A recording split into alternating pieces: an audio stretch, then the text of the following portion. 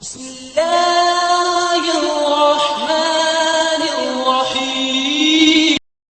حضرت صلی اللہ علیہ وسلم نے فرمایا، بے شک دین آسان ہے، اور جو شخص دین میں سختی اختیار کرے گا تو دین اس پر غالب آ جائے گا اور اس کی سختی نہ چل سکے گی۔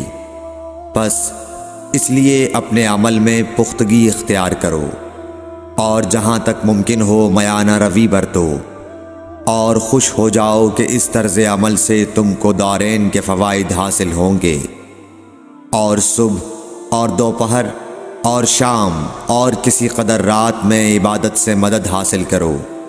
نماز 5 وقتہ بھی مراد ہو سکتی ہے کہ پابندی سے ادا کرو۔ صحیح بخاری حدیث نمبر 39۔